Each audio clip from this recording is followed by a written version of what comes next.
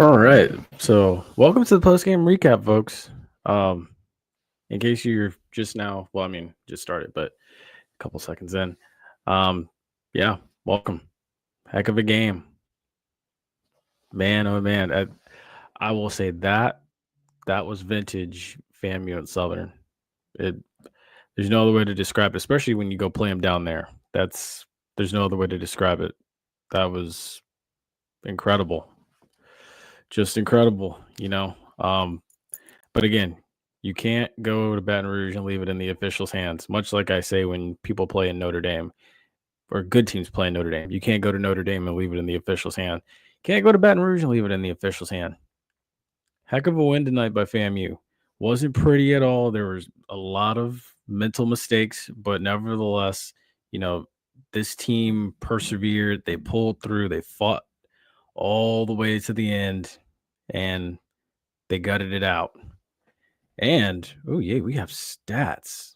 Yes. Perfect.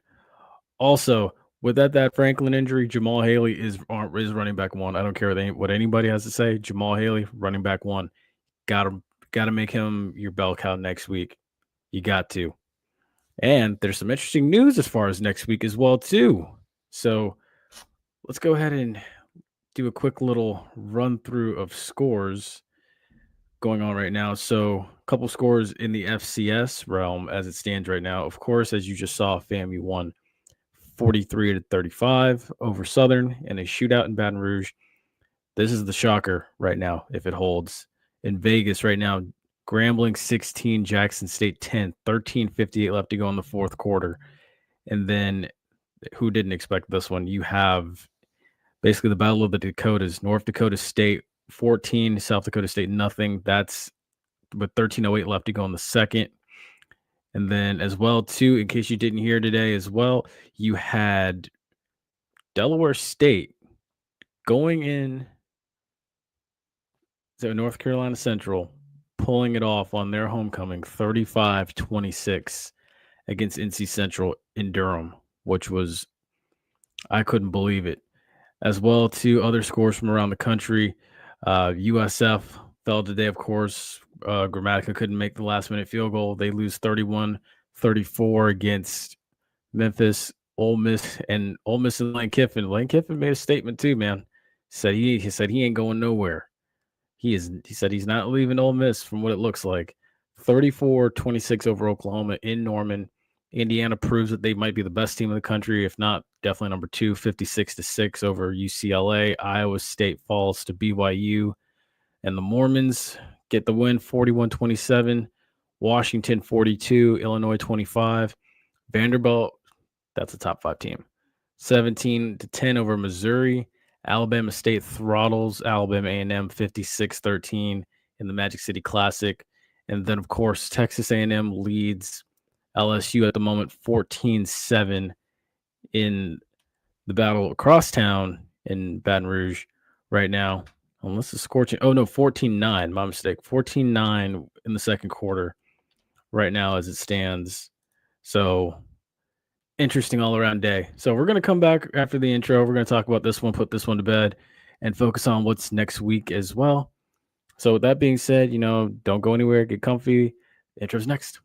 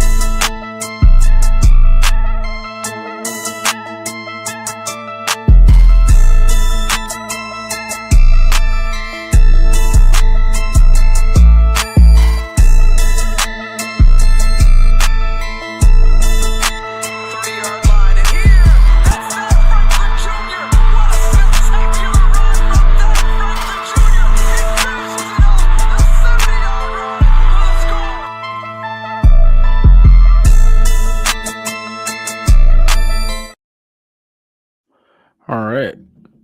So, yeah, crazy day, especially more so in HBCU football than anything. Well, I guess, yeah, all around in college football. This is very true, too. It could get interesting if Grambling can hold on. I think it got interesting regardless because of the injury news that just came out of that game that they actually addressed. Um, and yes, Central got worked. Deshaun Jackson made a statement today. That is facts. Let's see. Don't know what kind of mojo gram.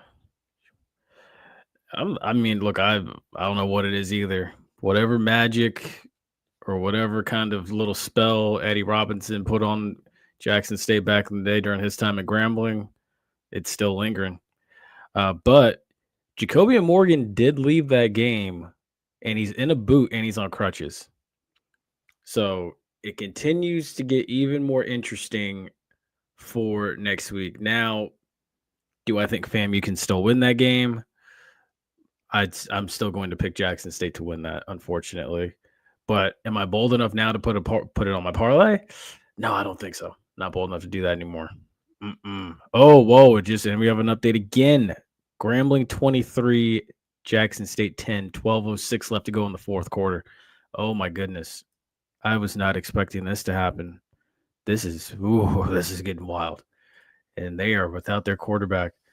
But nevertheless, let's talk about the game as to why all of you guys came here as well. So that being said, here we go. So on the day, RJ Johnson, 22 of 32, 287 yards, one touchdown pass. He could have had two touchdown passes, but again, didn't think to check the ball down to Jamal Haley. Jamal Haley could have had four touchdown passes all total in this game today. He could have had four, but one missed check down by RJ, and it doesn't happen. But if RJ checks it down to him, that's four. FAMU scores 50 in this game easily. You're talking about a 50 to 35 ball game if it's just one check down. Think about that. FAMU goes to Baton Rouge and scores 50 to beat Southern. Where have you heard that before? History has a funny way of repeating itself, I tell you. But, nevertheless, also Jamal Haley, dude, give this kid a game ball. 19 carries, 157 yards, three touchdown rushes, along with 56. Thad Franklin had 10 carries for 54 yards, along with 12 before he went out with an injury. Bo Somerset, thank God they called that the right call and rolled him down at the 1, or at the 1-inch yard line, I should say. 4 carries, 30 yards. And then RJ Johnson, 2 touchdowns on the day, six carries, 21 yards, and a 1 rushing TD, had a long of 26 yards. Now, again, it's 21 yards in the stat sheet because he probably lost 5 yards on a certain carry somewhere. And then, what up? Oh, it's a broken foot? Oh, yeah, dude, he's gonna miss more than 1 week. Oh my gosh. Dang, that's crazy. Yeah, no, I'm definitely going. I was going before. I'm going now. I was going just for the vibes, but I mean, it might be a little interesting next week. If they're without their quarterback, it can get really interesting next week.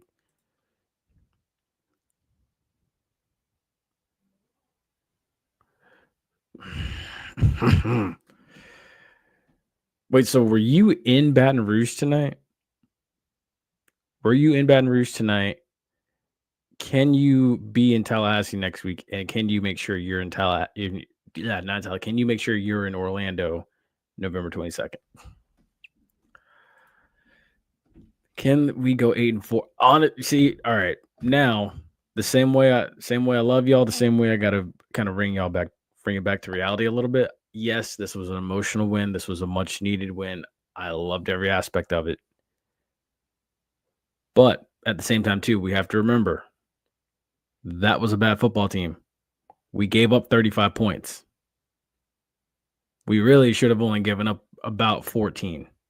This could have been a 50-14 type win. Should have been. We are.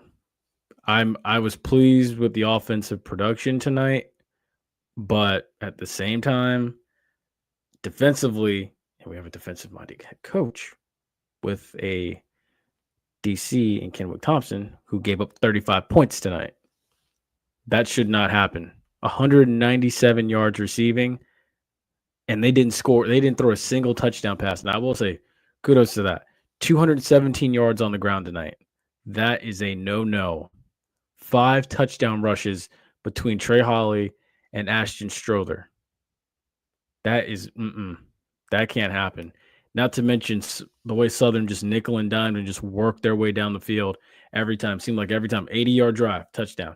70-yard drive, touchdown. Decent punt return gives you good field position. You only have to go 40 yards instead of 50 or 70. Touchdown. That can't happen. And even Bishop said it too on Tuesday. He said teams are going to take advantage of this special teams unit if they can expose them. This defense, it is. It is.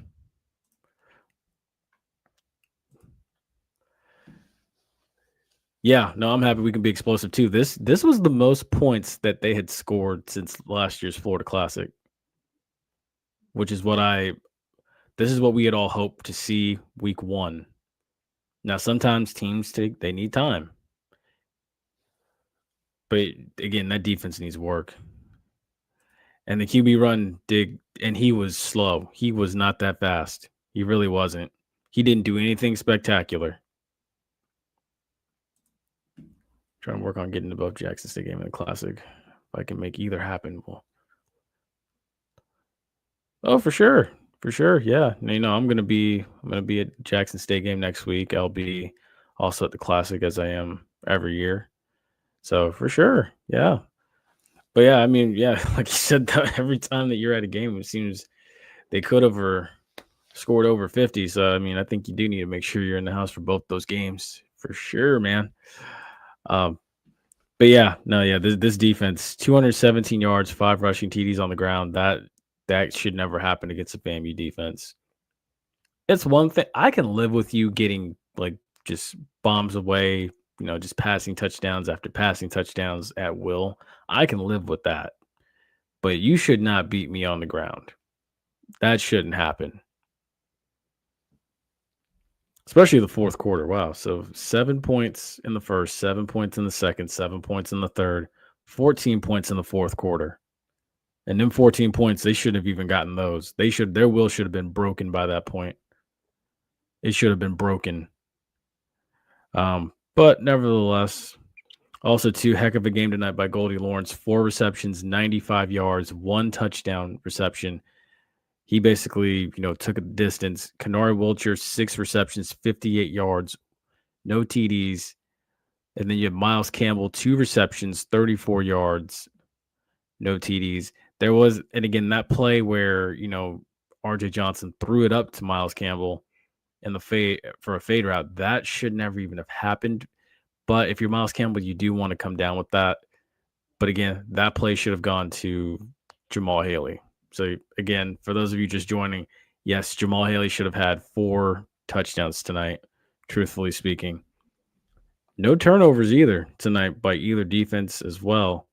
So that was a beautiful thing to see. But defensively, you want to get turnovers in this type of game. So quickly recapping it. Let's see. So first quarter, basically you had Daniel Porto, who's guaranteed money, 29-yard field goal. FAMU leads 3-0. After that, Trey Holly comes back on an 11-play 7. This is actually going to be crazy. 11-play 75-yard drive, touchdown from Trey Holly, 7-3. 6-play 52-yard drive, 3-yard run from Trey Holly, touchdown. And then you swing it back to FAMU. Daniel Porto, another field goal, 14-6. And then Jamal Haley, 7-yard TD run, 10 plays, 81 yards. Nice. That's what you love, a long TD drive. RJ Johnson, 26-yard run, 8 plays, 74 yards. Nice long touchdown drive. And then this is where it gets annoying again. Third quarter, Ashton Stroller, 1 yard TD run on a 13 play, 91 yard TD drive. That has to stop. And a lot of those were runs. Daniel Porto again, 20-yard field goal, 11 plays, 72 yards. A drive that long should not stall out. Fourth quarter comes around. Ashton Stroller, 1 yard TD run, 7 plays, 57 yards. Jamal Haley comes right back, 39-yard TD run, 8 plays, 74-yard TD drive. Goldie Lawrence, 74-yard pass from R.J. Johnson, resulting in a touchdown. And then Jamal Haley, 1 play, 56 yards to the house. And then again, one last one, 11 plays, 75 yards, mostly on the ground. Ashton Stroller, 1 yard TD run. These 75, let me see, let's count it. 75, 57, 91, 52, 75. Those long types of drives should never happen. Not against this defense. And that's what I'm upset about with this game, because I'm like, those types of plays should never happen. You have to, if you take those away, if you eliminate and you get off the field in those third and long situations when you're supposed to, winning third down, you win this game 50-14. Maybe they get a garbage time TD, but you run them out of their own stadium and you really break their spirit. But I was impressed offensively. This goes to show you can score points with the best of them. And maybe that's what we get going forward. I was hopeful. Let me see if I still had it. Let me see if I still have it. I know I took a picture of it to start the half. Oh, here we go. 121 yards rushing at the half when FAMU was up 19-14. 167 pass yards through the air. No, 2 penalties at the time for 25 yards. We had outgained Southern in rushing yards 121-83. We outgained them in pass yards 167-69. We were 6 of 9 on third down by that point. Southern was 4 of 6. So, let's look back at this again. The rushing attack tonight had 287 yards. So, right on pace. Well, no, my bad. 260.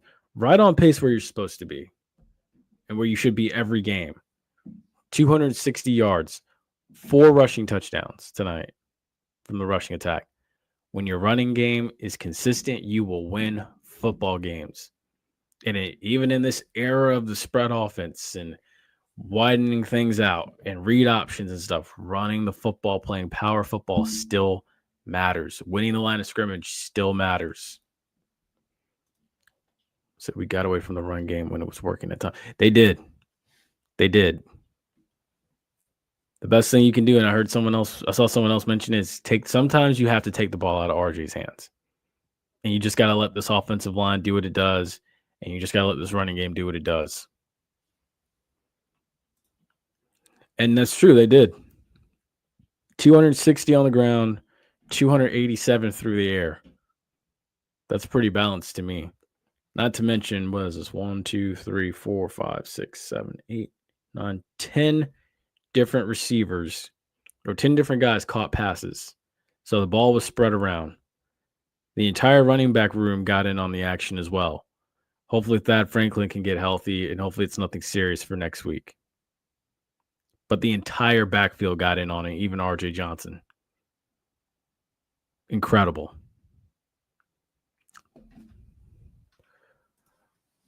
We finally got the ball to our playmakers, and we moved the ball more in this game. Yeah. And that's what you got to continue to do. Continue to keep getting your playmakers the ball. And funny enough, Colsey alluded to that as well. Where is it at? Continue to be consistent. Continue to build the offense. Continue to get our wide receivers involved. Regardless of the record, we expect them, Southern, to come out fired up.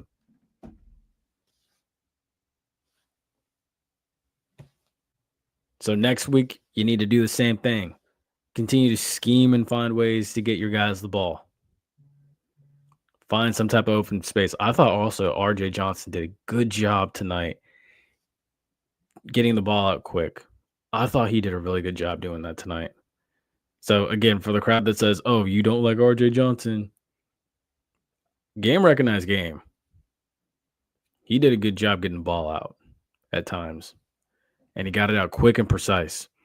Now, he did have moments again, like where he tried to go to Miles Campbell versus Jamal Haley, where he didn't pull off of his first read. Because if he'd have checked that ball down, again, we're talking 50-35 rather than 43-35. Plus, 50-35 would have sounded a lot better. But nevertheless, too, FAMU continues to show they've never lost a game in Baton Rouge. Not since 1996. So it continues to be even more impressive. So another streak still lives. So let's see if the one last streak on the slate, let's see if that one still stays alive. I hope it does. Do you think the OC moving to the booth is making a difference? I do. I definitely do. I do think that because in the last 2 weeks, you've scored 33 points and 43 points. And in both games, I feel like you have left points on the board. Because again, like Little Baby alluded to earlier in the pregame show, remember she had said, we need to convert those field goals into touchdowns. You cannot settle for 4 to 6 field goals. You got to get touchdowns. Imagine if, and again, Daniel Porto is a great player.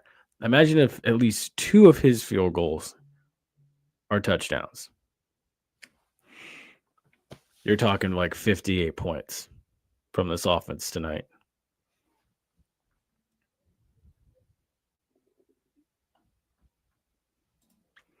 I think when Burris was on the field, Colsey had more influence on the. I think that too. I also think, and this is why I'm a huge proponent of it. I commend people that work the sideline, like shooting videos and everything, and just walk the sideline. But in my opinion, and this is why I choose to do it, I like to sit up in the crowd so that way I can see the whole field and see plays develop.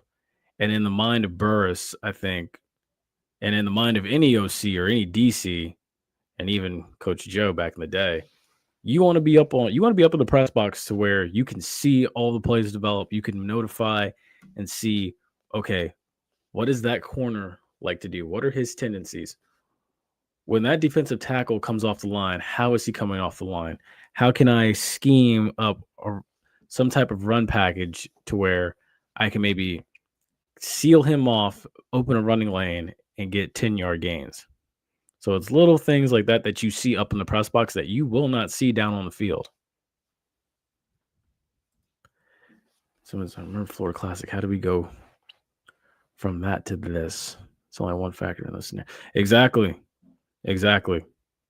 Because, it's crazy what happens when things change like that overnight. Again, Joe Henry's a good friend of this show. We had him on here twice in 2023 and again ahead of 2024. So it's like looking at that switch when Burris took over and him going to the press box and calling plays like that and seeing what a difference it made. FAMU averaging 21 points throughout the whole season. And then in the last 2 games of last season, averaging 34.5, putting up 41 points in the Florida Classic. And then seeing now in the last 2 games what he's been able to do, 33 points, 43 points.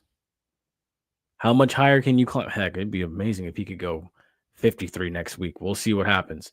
I don't know, but we'll see what happens. So it's a lot that gets really interesting really fast.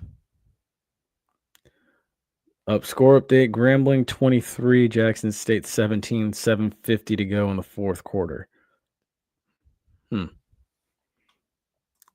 that's going to be a wild finish. Boy, oh boy. Oh, and we got Texas A&M 14, LSU 15. Boy, I tell you, this is a wild, wild day. I did not think at 12 o'clock it was going to turn into this today. This has been insane. Well, so with that being said, let me go ahead and let me see again. So it was 14-15. Huh. So, well, yeah, let's go ahead and look up our keys to victory and see if they paid off. So, stop the run. Key to victory number 1. Did that one work? No, it did not. That one, I give that's a F plus or F. Well, I mean, however you grade if you're a teacher, F minus. Correct me if I'm wrong. Is it F plus or F minus? Find some kind of consistency again on offense. They sure did that. That's an A plus. Better special teams coverage. That is, I want to say a D. That's a D.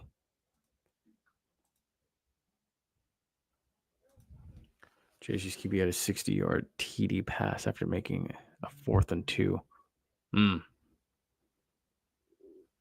I'm telling you, man, next week is going to be I'm not watching it right now. I'm watching Texas A&M and LSU, but next week's going to be quite the matchup, because I mean, if you're FAMU, I'm going to tell you now, and kind of preview for next week's pregame recap or pregame talk. FAMU's going to come into that game with nothing really to fight for. Jackson State, you come in with everything to fight for. You're trying to maintain your position atop the SWAC East. FAMU comes in with nothing really to fight for, just trying to, salvage the season, save Colsey's ass. Crazy what can happen probably next week. I wouldn't expect it to be, just some type of blowout, especially not anymore. It might turn into being a dogfight that neither side probably expected. So I would say, yes, everybody needs to be in Bragg next week. Everybody. All right. So let's see. What else do we got here? Not sure. Let's see. What else is there left to talk about? It's not that one. Where's that? Oh, wow. FAMU covered the spread. Well, of course they did. They were favored by 3. And the over hit. So if you gambled on this one, you definitely hit it. Nice.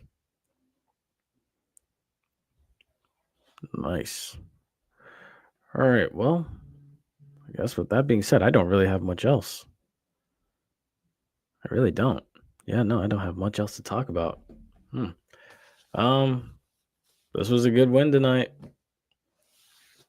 Excellent win. So next week, FAMU faces Jackson State in Bragg, 7 p.m. kickoff. Thank God it won't be on SWAC TV. SWAC TV sucks. I'm just going to call it what it is. SWAC TV sucks. That was horrible. I had to close out of the game, reopen it just to watch it. It reminded me of the Paul Tyson fight when it was on Netflix and how shitty that was. Oh yeah, they're gonna bring their band too. It's gonna be intense. It is, and it's gonna be a night game. That game is going to be very intense. I'm still kind of in like believe it when I see it mode because you're coming from Vegas and then going to Tallahassee, so cross country, cross different time zones. Like that's just to me but hey, if they can do it, we'll see. Makes it all the more interesting. But yeah, so thankfully next week will also be like on ESPN Plus, I believe, or ESPN3, whatever you call it. So you don't have to worry about SWAC TV being a shitty platform that it is. And then hopefully, dang, that's right, they do play Pine Bluff on SWAC TV. Fuck, jeez.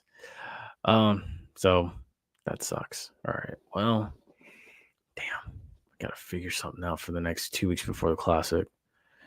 All right, so yeah.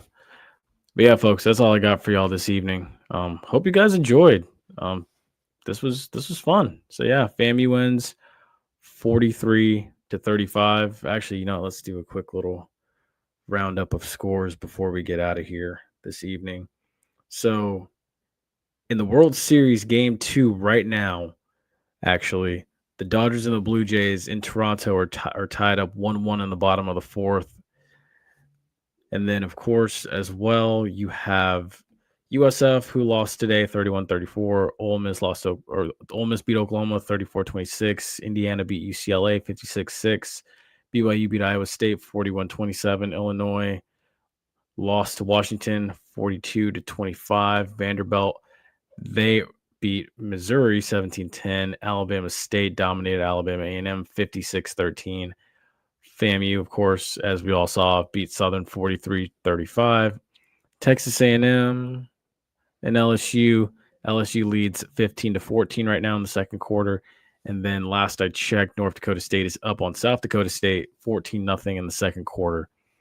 And those are your scores from around the country in the FCS and in the FBS. And then as well, too, let's do one last look before we do move on and close out for the evening. That as well, too. So, yeah, still 23-17 Grambling over Jackson State with 4 minutes and 36 seconds left to go in the fourth. So, yeah, folks, with that being said, that's going to wrap it up for me this evening. I hope you guys have enjoyed as much as I've enjoyed bringing this to you. So, yes, so next week, Countdown to Kickoff will be live Saturday morning because I will actually be in Valdosta. So, we'll get it in early. We'll talk about it. We'll Countdown to Kickoff early in the morning. So, wake up early with me and we'll chat probably a little while college game day is going on. This is a good one. Definitely need it. Saw Colsey acknowledging the fans and travel BR. Let's say that was class. Yeah. It was very classy. That's huge, man. Even though March 100 didn't go, I thought they were going to go after that crappy classic fell through in Atlanta with Valley. Still want to meet the dumbass who thought of that. But yeah, that's a classy move, that's big. But yeah, folks. So yeah, Countdown to Kickoff will be live sometime Saturday morning. We'll talk about it. FAMU and Jackson State right here on Penalty Talk. Yeah, I had heard that too. But I think, a couple things didn't align and everything. Plus, I know they adjusted their travel schedule because of that game in Atlanta and because of that game not being played. I can't say what I want. I'm not going to say what I want to say. But because of that game not being played, because of certain people and powers that be, I think they kind of just decided, to stay home and stuff. So looking forward to seeing the halftime show for next week against Jackson State. Plus Joe Bullard will be back as well too. So that'll be a fun time. But yeah, folks, that's going to do it for me for real this time. Again, make sure you guys like, share, and subscribe to this channel, as well as, leave comments under these videos and everything too. Also, don't forget, support Fang Exchange. Definitely, donate and give to that. What else we got? Let's see. Oh, yeah. Rattler Roundup podcast will be live Tuesday at because I know because Bishop's moving across country, so he's going to California. So I think it'll be Rattler Roundup podcast will be live, I think, about 9 o'clock, I think, because he is out west and we want to make it a little bit easier for him. Definitely. Yeah. Take care. Y'all take care. But yeah, and then of course as well too, make sure you tune in the Running Gun Podcast live Wednesday at 8 p.m. So me, Ace, and Mr. Sasser will talk about it as well. So with that being said, again, y'all stay safe, stay blessed, enjoy the rest of your college football Saturday night. Good night.